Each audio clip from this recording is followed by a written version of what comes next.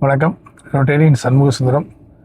நம்ம ஒவ்வொரு வருஷத்தையும் கடக்கும்போது ஒவ்வொரு விஷயங்களையும் நம்ம கற்றுக்கிறோம்.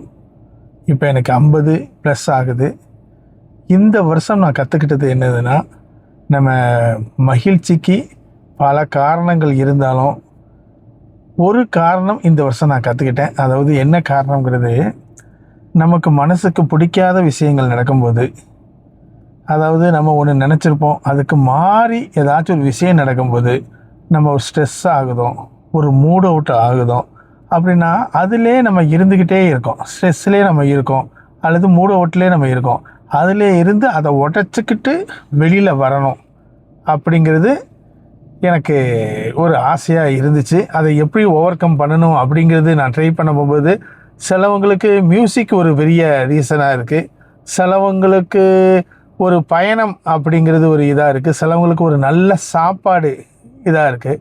என்னையை பொறுத்தவரை நல்ல விறுவிறுக்க நல்ல ஒரு எக்ஸசைஸ் பண்ணுறது பண்ணிட்டீங்கன்னு வச்சுக்கோங்களேன், ஒரு 3/4 மணி நேரத்தில் வியர்வை வெளியில் போயிட்டாலே உங்களுடைய ஸ்ட்ரெஸ்ஸு நிறைய அப்படி குறைஞ்சிரும்.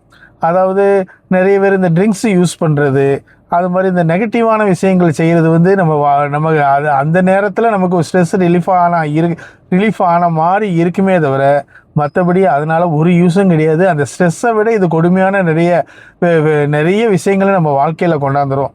அதனால் உங்களுக்கு பிடிச்ச ஸ்ட்ரெஸ்ஸு பேனர், அதாவது உங்களுடைய மன அழுத்தத்தை உடைக்கக்கூடிய காரணிகளை நீங்கள் தேடிக்கிங்க. அது ஒவ்வொருத்தருக்கும் ஒவ்வொரு மாதிரி இருக்கும். கண்டிப்பாக ஏதாச்சும் ஒரு விஷயத்தை வச்சுக்கோங்க.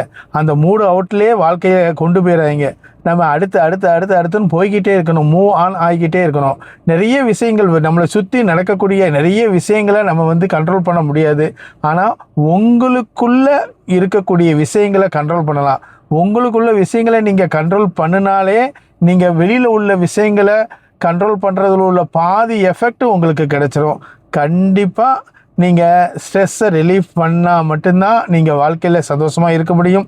சந்தோஷமாக இருந்தால் மட்டும்தான் ஜெயிக்க முடியும், ஒரு நல்ல சமுதாயத்தை உருவாக்க முடியும். அதனால் தயவுசெய்து உங்களுக்கு ஸ்ட்ரெஸ் பேனர், அதாவது மன அழுத்தத்தை உடைக்கக்கூடிய ஒரு விஷயத்தை நீங்கள் என்ன செஞ்சீங்க, கண்டுபிடிச்சிங்க. உங்களுக்கு ஒரு அருமையான எதிர்காலம் இருக்குது. நன்றி, வணக்கம்.